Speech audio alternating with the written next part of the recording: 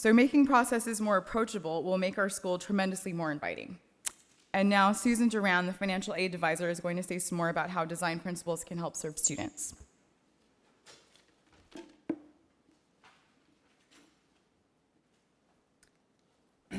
Doors into the college come in different shapes. Aside from the application from the admissions process, entry into the college is experienced differently across students, that they are welcome and guided inside by different college representatives, fulfilling different primary functions. Students enter the doors in many different places, not through a single front door, but through many different doors. Some are outreach or support programs, and some at the first orientation session that is required to enter into specific discipline or study programs. Some are also offices with incoming new students or continuing students that go for information and support. Some select specific students or groups, others that are a catch-all of students from every possible age and ethnicity or status.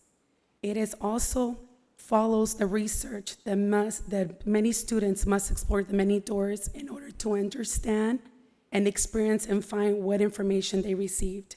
At every such door, students find priorities and conditions and different people that instruct them and advise them in different ways. Few of these staff members are thoroughly trained to inform students about the options and regulatory limits of financial aid. All of the college needs is to take responsibility for installing financial literacy into the students, because students enter at many different points and need advice on this matter wherever they enter. Following the principles of helping and serving our students, constructing an alternative or attractive physical place at a certain location to which a student can go to get the information and advise them in a one-stop or center information a site is ideal. So working with different doors and educating the people at the different points of the entry helps incoming students acquire literacy with respect to financial support. Giving the staff the tools and proper training can result in less frustration for our students and the incoming and new students. I would now like to turn it back to Jack. Thank you.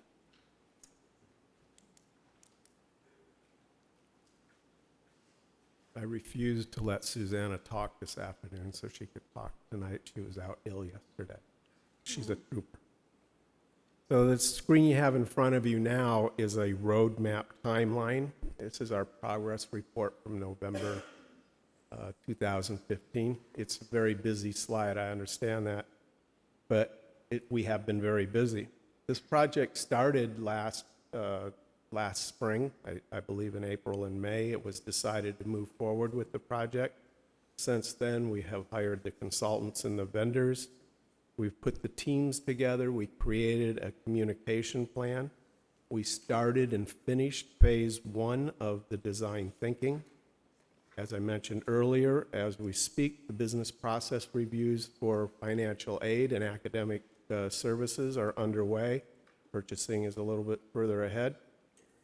In the next week, we start phase 2, which is the interviewing process for design thinking, where we will actually go out and interview staff, students, faculty on their interactions with students as they come to the college.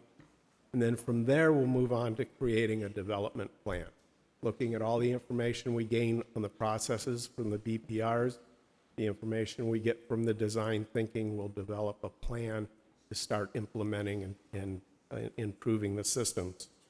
What I'd really like to point out here is that there are 66 staff, faculty, students, and managers working on 4 different teams to accomplish this.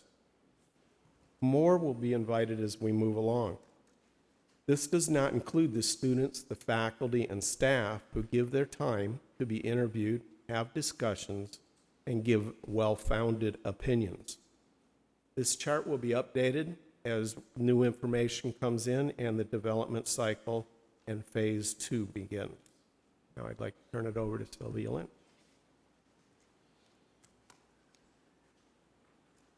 Thank you, Jack. We have been using the analogy of houses and doors throughout these 2 projects. In IT, we use the analogy of houses and then later on doors because it provides more of a physical representation of the information systems that support our students in college. A few years ago, another chief information officer of a neighboring college was talking about her house. She related her college's PeopleSoft system to a house of cards.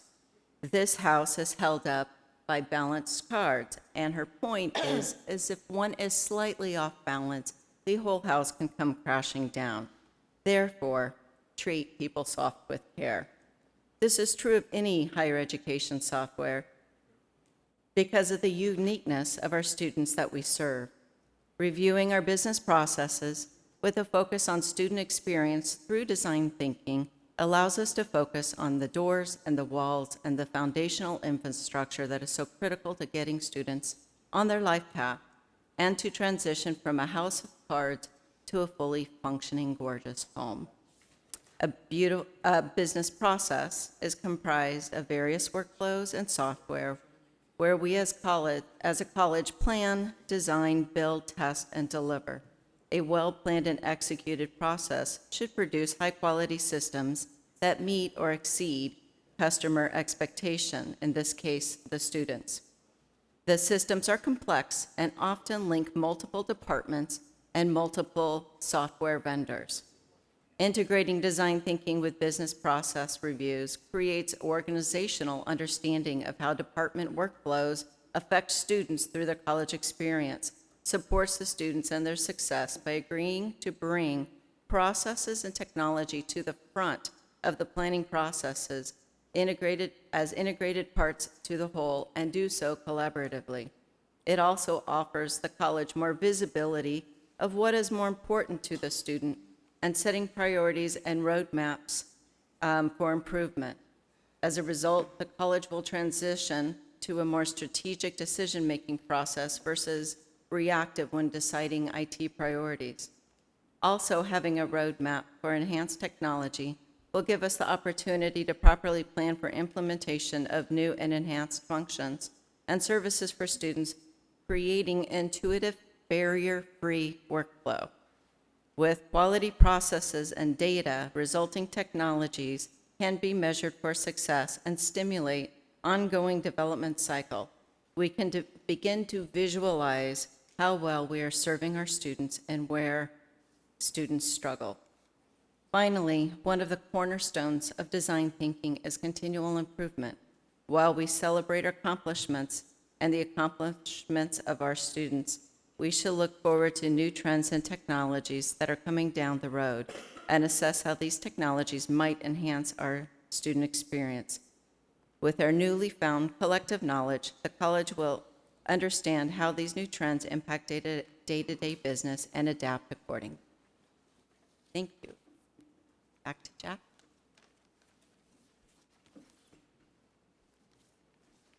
Before we take questions, I wanted to make sure I thank the team for giving up their time tonight and presenting with us, and the team as a whole and everybody that has been actively involved in this project. It's amazing how many emails I get, people with suggestions and ideas and volunteering to help. So it's a great effort. I think everybody is behind it, and President Oakley has done a great job of communicating it out to the constituencies. Our main goal is to improve the processes and the interactions with the students to help them succeed. I mean, that is what it's all about. My favorite saying is we're going to turn those doors into windows of opportunity. With that, we'll take any questions you have. Excuse me. Trustee Archuleta. Comprehensive information and comprehensive report. But I do have a question. I know there's a lot that you're looking at. You're looking at technology. You're looking at ways that you communicate the information. How do you get the students to go through the entire process? But based on your expertise opinion, what does a successful financial aid path look like? What would it look like for the student? I think we in a lot of ways mix the terms financial aid and financial preparedness. I think our goal is financial preparedness. Financial aid can only do so much. So are you talking, when you say financial preparedness, are you talking about financial literacy? Pretty much so, yes. We want them to be able to understand what it is they need to be prepared for when they either start at LBC or when they continue in their coursework. The cost involved, how to the manage cost them, of yes. books, childcare, transportation, tuition, fees, everything that surrounds that. But that bleeds into everything else, because being financially prepared, you have to be academically prepared. So it all has to fit together. And I think that's the biggest thing we're trying to do with design thinking, is to look at a holistic picture. You can't just say, this is my part of it. Now you have to go to somebody else to get the next part of it. There has to be a handoff. There has to be that preparedness all the way across by the staff and by the student.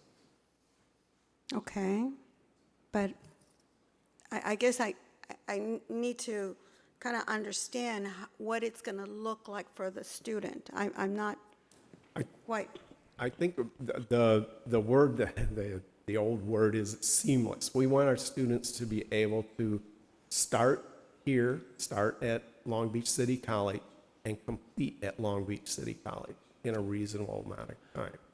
We want them not to have starts and stops, as Peter said, failed paths. We don't want them to start down a path and then realize they needed to go down a different path. Right. To do that, we all have to share the same vision and share the same movement. So if I to share some of that is, right now, we've worked a lot with Long Beach Unified to get students to understand the importance of completing the FAFSA. But what the FAFSA is and what that means to when you receive money, the importance of having textbooks the first day, really understanding the financial commitment of education, and getting that consistent in messaging for students as they come in. So we're looking at how do we integrate that into the student experience as they're matriculating through orientation, as they're coming in and being communicated with faculty and programs. So really that consistency in the student experience, which is why it's so important that this next step is really learning more about that student experience, so it informs how we take how we integrate the information and communicate with students. And if I can take the last stab at this, Trustee Archuleta, and I think you know this all too well, the goal here is to use the tools we have, put them in the hands of our students. So when they arrive at class, they have their books, they have financial aid in their pocket. The system is designed so that they're successful in the classroom, as well as the knowledge to be able to understand what does financial aid mean to their academic success. So we're trying to take all those elements, and as Jack said, financial aid is just one piece of the puzzle for student success. We're trying to make that piece of the puzzle fit with all the others to ensure that when a student arrives in a classroom, they are ready to succeed. right. I mean, I understand that. I guess I'm just, and taking your example, and I don't mean to be difficult, but I think taking your example about understanding the importance of having the textbooks on the first day of class. Granted, I think students understand that. Some students understand it, but the connection between the understanding that I must have my textbook on the first day of class versus my economic situation, being that, financial aid is not sufficient, as we indicated, to cover the cost of my textbooks, then how do we then support that student to ensure that that student has the textbooks on day one? I guess that's where I'm. Vice President Peterson. I think that piece is, there's a lot of work, and you'll hear in the student equity plan as well, is looking how do we leverage other resources to support in that work. But it's making sure that it's all connected, and so it makes sense. So that instead of guessing what we think will best work for students, that we listen to students and then connect them. So we're going to utilize that. Oh, great, okay. Well, that Given makes sense. we were given an example of a student that had to pay rent. So they Right. used their financial aid money for rent. And did the best they could without books. Right. And he had no idea that there were other sources that he could have went to get funding, scholarships, things of that nature. So that's where So the that's literacy what comes we in. need. Right. We need to build that. As No. far as the success, going back to slide number 4, this is just the first piece. Our dream college is up there. We have 3 more building blocks to put in place. So Right. once we're done with design thinking on financial preparedness, then we'll move on to the next one, academic preparedness. Different things that we tend to put things into buckets, and we want to get rid of those buckets and let them flow across the college. Well, good job, because I know that you're doing it, and this is going to help not only the students, but it's also going to educate faculty and staff at all points so that they're able to then advise the students. So thank you for that. Trustee Baxter. Yes, I want to salute you, Jack, and your committee. Alicia and I know how hard it is when on the first day of class, somebody comes to the office and says, I need money to go to school. And you think, you didn't think of that before. So, I mean, I think what you're doing is terrific to make sure that the students are aware of all their obligations. And thank you for all your work. Thank you, and Alicia's one of them we're going to interview next week. Trustee Zia. Thank you. I also want to thank you for your great presentation, and a couple of points, and perhaps our staff can provide input on this. How much is this entire process costing the district, with all the consultants, everything, all the financial impact to the district? Well, we can talk about the specific contract for the design thinking. We have that number, but this is part of the college's planning process, which includes a whole number of issues that are related to the various categoricals that we're working through, like the student equity funds or the SSSP funds or the innovation award funds. But Anne-Marie, do you recall, top of your head, the cost of that contract? Well, I want a comprehensive cost. I mean, I know we have Deloitte, we have Right. There's Jack. actually 4 contracts that the board has already approved towards this effort. So the total of those 4 contracts is $1.1 million. Okay, great. And I just want to dovetail on what Trustee Archuleta said, and I'm really happy and glad you brought that up, Trustee Archuleta, and that's been a question for me.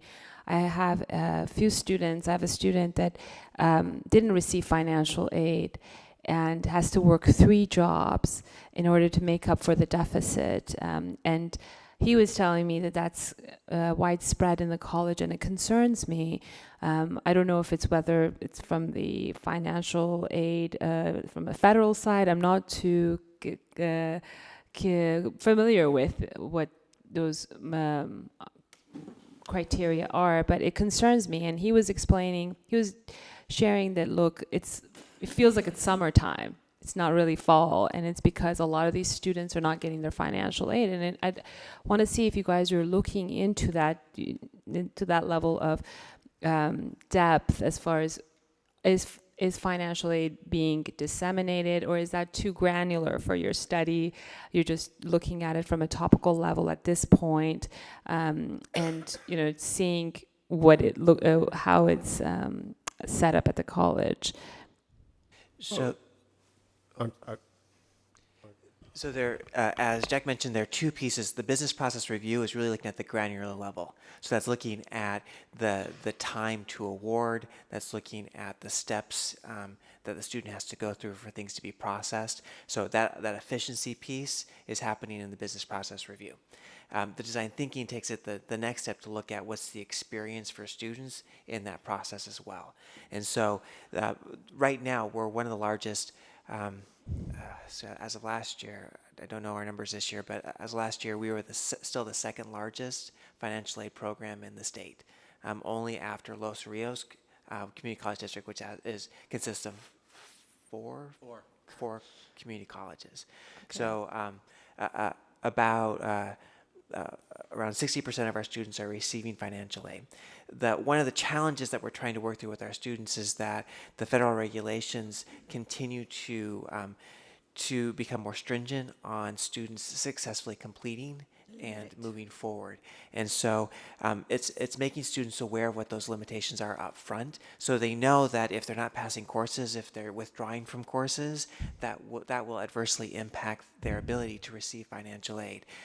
And the college, we can't stop that from happening. That's the federal regulation, but we can make sure that we're communicating with students early on and helping them connect to the resources so they're most successful.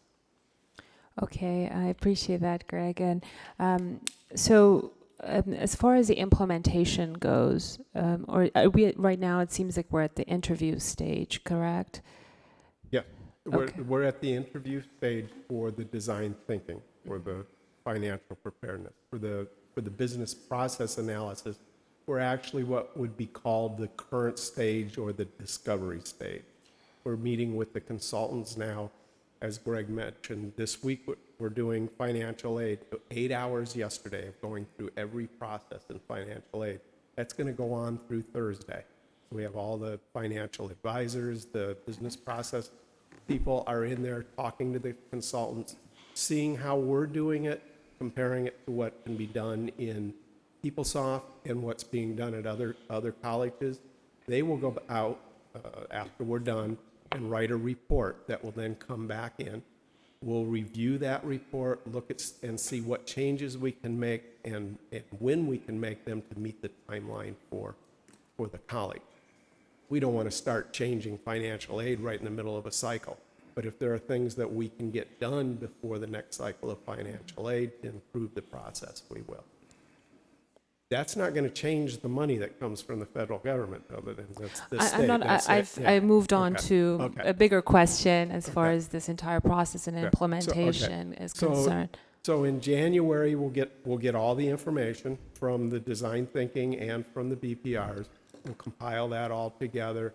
We'll meet as a team and decide an implementation path. We're looking at making some changes in spring semester, then rolling more out for fall semester, and then there'll be some that will take some time for redesign and things like that. And do you know what's changes you're looking to We won't- implement in spring? We won't know that until Okay. we have the reports from the And as far as students are concerned, are you interviewing students? And if so, how many? What's the sample population? We're setting that up right now. We're asking for students to be involved next week, and then in January, we'll be doing more interviews. I don't have the number yet because we're just getting the invitations out at this point. We had Jennifer Hicks and Robert's last Hewitt. name on the committee for the first phase of it. We were also very lucky to have a faculty member and a manager that went here a few years ago. So they had an experience as students and now as staff. So we got both sides of their picture. Okay. And are you going to be sharing the results of this process with us on an ongoing basis and report back to the board? Is that the intent? Okay. And is that like on a reoccurring basis, or is it just ad hoc? Our communication plan that we set up early in this process shows several board presentations, but it really depends on when we have the information. We have it. This one was early. We wanted to show you that we are getting busy and working on this. Probably the next one would be sometime in March when we have our development plan set up. We could come back and show you where we're going with it. Well, I certainly appreciate this report, and I look forward to getting more information on it in the future. Thank you. Other trustee questions on this item? I can't help but note that one of our retirees today, political science professor Eric Rock, grabbed me a couple of times and said, "We don't answer the phones here. How can kids get in? How can we make them succeed if they can't get through?" And it seems to me that what you're doing is looking at those processes, and that what student success isn't measured by persistence alone. It's not only measured by transfer and the things we have on our scorecard, but the kinds of business systems that you guys are looking at really contribute to whether a student has a successful experience at this college. And it's very exciting. It's very early, but it sounds like you're on a good path, and you're communicating well with us, so we really appreciate that. Thank you. On behalf of the whole team, thank you very much. Great, thanks. Okay. Now, out of order, who remembers what we're moving up? 8.1. Not on the board. I want somebody in the audience. Oh, well, seriously. Oh, the presenters. I want to present now instead of at 11:30. Remember which one this is. So we're going to do the student equity plan, and that's agenda item 8.1. So,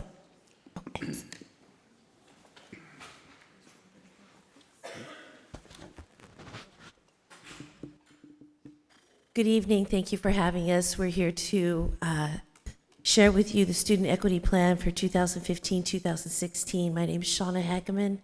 I'm a faculty counselor for disabled students programs and services, and I'm also the newly crowned student equity faculty coordinator, so I'm very happy about that. We are here to talk about and frame the conversation with our disproportionate impact study at Long Beach City College, and Dr. Karen Rothstein will walk us through these slides. Hi, I am Karen Rothstein. I am the Associate Dean of Library and Learning Resources and the Student Equity Administrative Coordinator. This is the dashboard we created at Long Beach City College that captures disproportionate impact that it exists at our institution. The main boxes, and this is in the plan, are the darkly shaded boxes. That's where we see disproportionate impact. You'll notice we're looking across several different groups: ethnicity, gender, disability, etc. One change for this year was that age groupings was pulled out. It is no longer required by the Chancellor's office. So that's why it is not included in here in this dashboard. We did pull out multi-ethnic, Native American, and Alaskan Native and Pacific Islander students, as is required now by legislation. Across the top, you can see the success indicators, access, completion. The middle section, that's our basic skills. That's getting from a developmental or basic skills level to transfer level, passing it within 6 years, degrees, certificates, and transfer. So this is the same dashboard that you saw with our plan last year. It's just to give you an overview of the areas and the groups we will be looking at, looking to close the equity gaps. As a reminder, we use the 80% rule, which is basically, this is about a comparison of rates. So we're looking at the highest performing rate, and we're trying to get all of the other groups within 80%. So that's sort of the threshold we're trying to reach, so that everybody is performing at or about 80% of the highest performing group.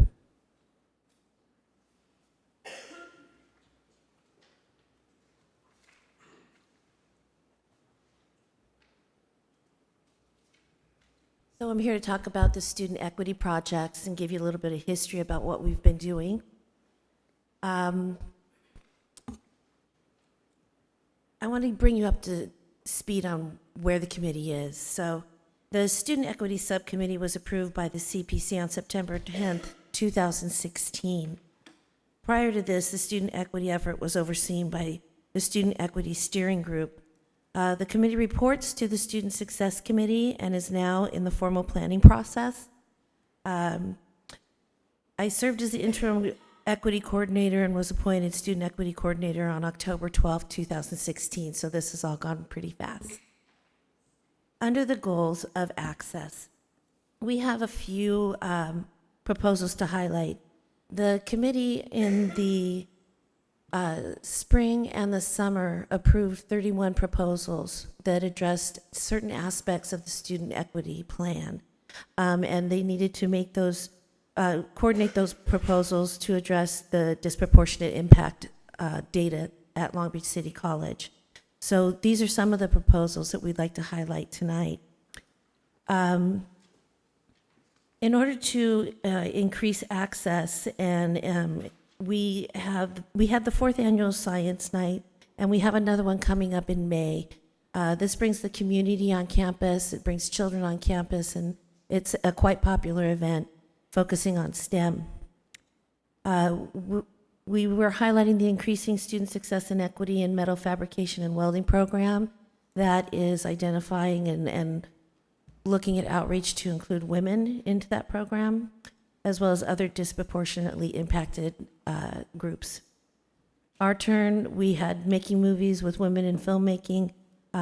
We had Effie Brown was here as a speaker, and she made quite an impact to women attending that conference.